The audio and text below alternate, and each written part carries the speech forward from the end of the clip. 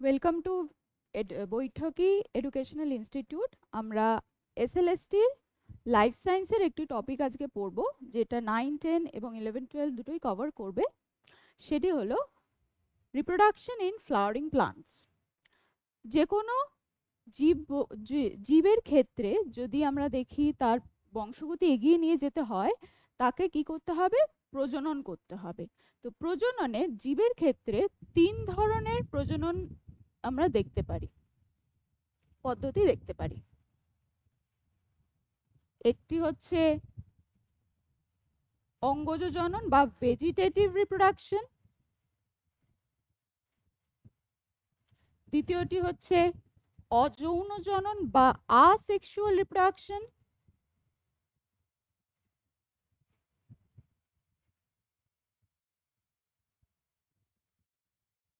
এবং তৃতীয়টি হচ্ছে সেক্সুয়াল রিপ্রোডাকশন।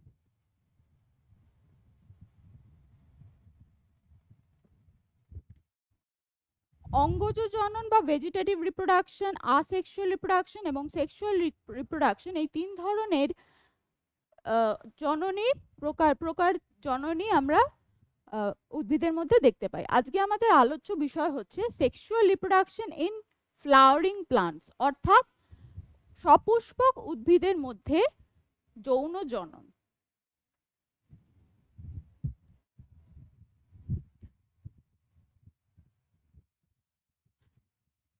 প্রথমে আমাদের জেনে নিতে হবে যে যৌন জনন উদ্ভিদের কোন অংশে সংঘটিত হয়। সেটি উদ্ভিদের পুষ্প বা ফুল, এই অংশটি যৌন জননের সাথে সম্পর্কিত। ফুলের কি কি ভাগ থাকে? একটি আদর্শ ফুলে আমরা জানি কি কি থাকে।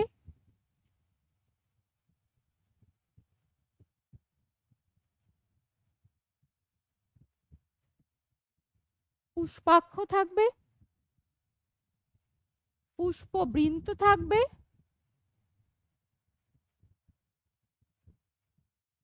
এবং পুষ্পস্তবক থাকবে।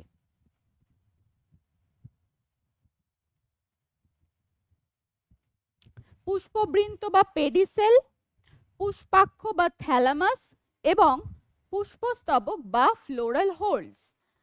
পুষ্পস্তবকের মধ্যে আমরা আবার 4টি ভাগ দেখে থাকি। একটি হলো বৃতি বা ক্যালিক্স। ক্যালিক্সের আবার প্রতিটি অংশকে আমরা বলি উপবৃতি বা সেপাল।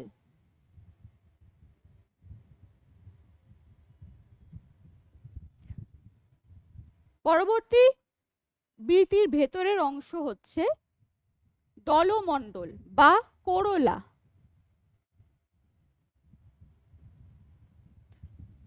প্রতিটি দলমণ্ডলের এক একটি পার্টকে বলা হচ্ছে দল বা পাপড়ি।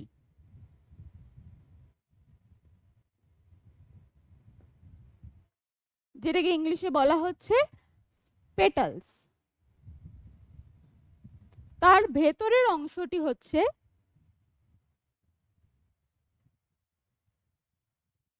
পুংকেশর চক্র, যাকে বলা হচ্ছে অ্যান্ড্রোয়েশিয়াম, এবং গর্ভকেশর চক্র, যাকে বলা হচ্ছে গাইনোয়েশিয়াম। পুংকেশর চক্রের এক একটিকে বলা হচ্ছে স্ট্যামেন বা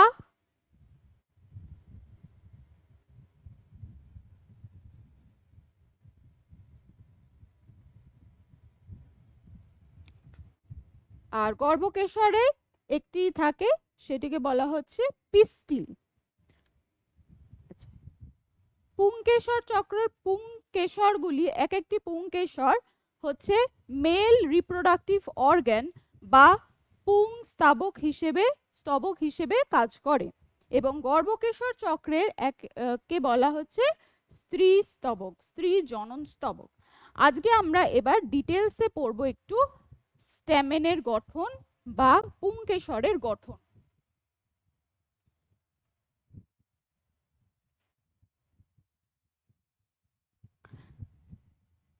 এক একটি পুংকেশরে যে সরু এবং দণ্ডাকার অংশটি থাকে তাকে বলা হয় ফিলামেন্ট বা পুংদণ্ড।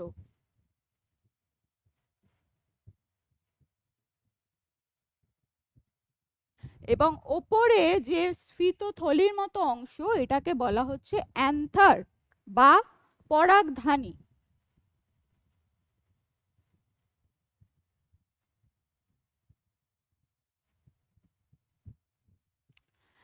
পরাগধানী পুংদণ্ডের একদম এন্ড পোর্শনটাতে গিয়ে অ্যাটাচ থাকে। এবারে যদি আমরা পরাগধানীটাকে কাটি তাহলে দেখব পরাগধানী সাধারণ ক্ষেত্রে দুটি খণ্ডে বিভক্ত থাকে এবং এটা এই জন্য এগুলোকে বলা হচ্ছে বাইলোবড। পরাগধানীকে যদি আমরা টিএস বা প্রস্থচ্ছেদ করি তাহলে দেখতে পাবো ঠিক এই রকম একটি অংশ দেখতে পাওয়া যাচ্ছে।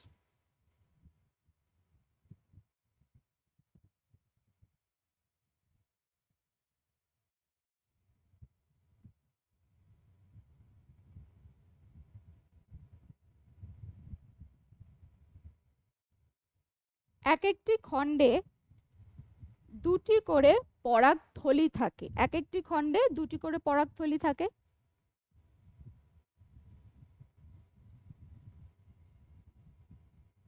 এবং এই পরাগথলির ভেতরেই কিন্তু পরাগ রেণু বা পোলেন গ্রেনস তৈরি হয়, উৎপন্ন হয়। এই অংশটিকে ভালো করে লক্ষ্য করো। একদম বাইরের যে অংশটি, পরাগধানীর বাইরের যে অংশটি, সেটিকে বলা হচ্ছে এপিডার্মিস। এপিডার্মিস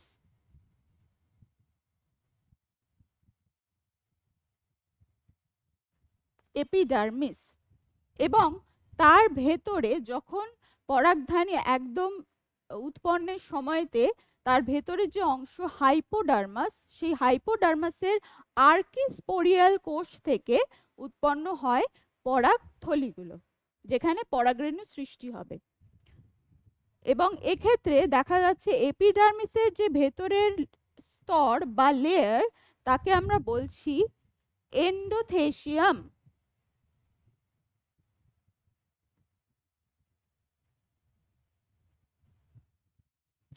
তার ভেতরে এগুলি এক স্তর বিশিষ্ট হয় এবং তার ভেতরে 1 থেকে 3 স্তর বিশিষ্ট যে অংশ দেখতে পাই তাকে বলা হচ্ছে মধ্যস্তর বা মিডল লেয়ার।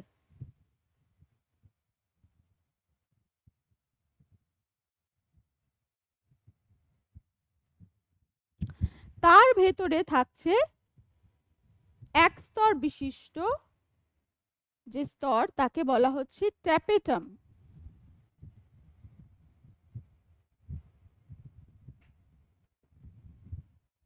এই চারটি নিয়ে তৈরি হয় হচ্ছে প্রকোষ্ঠ বা ওয়াল, পরাগধানীর প্রকোষ্ঠ বা পরাগধানীর ওয়াল। এবং তার ভেতরে থাকছে মাইক্রোস্পোরাঞ্জিয়াম। মাইক্রোস্পোরাঞ্জিয়াম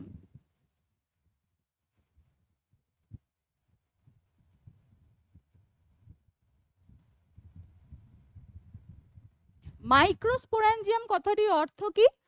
মাইক্রোস্পোর কথাটি এসেছে হচ্ছে, মাইক্রোস্পোর কথাটির অর্থ হচ্ছে পরাগরেণু বা পোলেন গ্রেনস, এবং স্পোরাঞ্জিয়াম এই কথাটির মানে হচ্ছে যেই অংশে পরাগরেণুগুলি থাকে সেই থলিকে বলা হচ্ছে মাইক্রোস্পোরাঞ্জিয়াম। এবং মাইক্রোস্পোরাঞ্জিয়ামের ভেতরে পরবর্তীকালে আমরা দেখব যে পোলেন মাদার সেলস তৈরি হবে বা পিএমসি তৈরি হবে, যেখান থেকে পরাগরেণু সৃষ্টি হবে। তো ট্যাপেটামের ভেতরে যে এই অংশটি এটাকে বলা হচ্ছে মাইক্রোস্পোরাঞ্জিয়াম বাস। এবং এটি কি দিয়ে তৈরি? এটি হচ্ছে স্পোরোজেনাস সেল টিস্যু দিয়ে তৈরি, স্পোরোজেনাস টিস্যু দিয়ে তৈরি।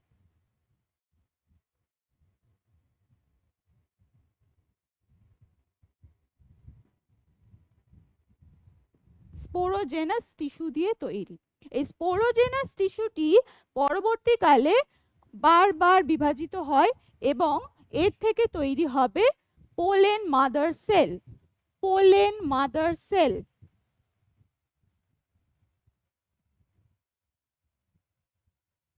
বা পিএমসি,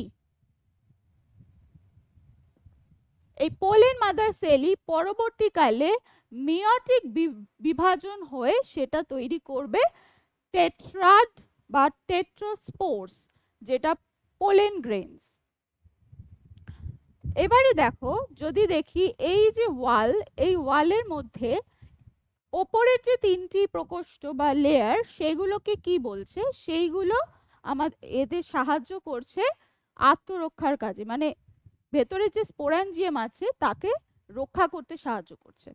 আবার অপরদিকে যদি ট্যাপেটামের দিকে তাকাই, তাহলে কিন্তু ও কি করছে, যখন স্পোরাঞ্জিয়াম বা যখন পোলেন গ্রেনস গুলো তৈরি হবে এবং সেটা একদম প্রথম স্টেজে, সেগুলোকে পুষ্টি দিতে সাহায্য করে। ঠিক আছে, আচ্ছা। এবং দুটি স্পোরাঞ্জিয়াম মাইক্রোস্পোরের মাঝের অংশটিকে বলা হচ্ছে স্টোমিয়াম, স্টোমিয়াম যেটি পরবর্তীকালে বিদারিত হয়ে সেখান থেকে পোলেন গ্রেনস বেরোবে, নির্গত হবে। ঠিক আছে, আচ্ছা। এবারে দেখো, যদি আমরা এক একটি পোলেন গ্রেনের স্ট্রাকচার দেখি,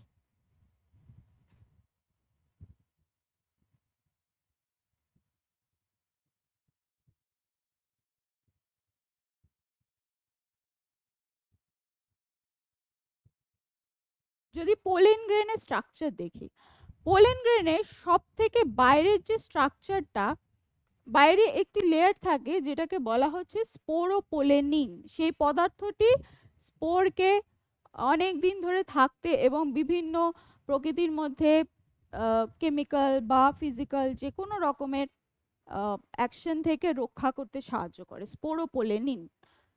তার ভেতরে যে একদম বাইরের যে অংশটি, সেটাকে বলা হচ্ছে এক্সাইন, এবং তার এক্সাইনের ভেতরের যে অংশটি, সেটাকে বলা হচ্ছে ইনটাইন।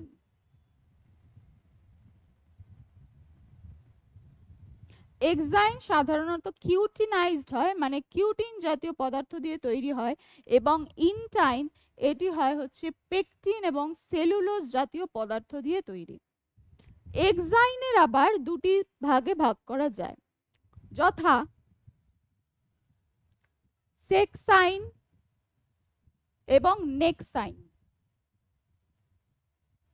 সেক্সাইনের আরেকটি নাম হচ্ছে একটেক্সাইন এবং নেক্সাইনের আরেকটি নাম হচ্ছে এন্ডেক্সাইন।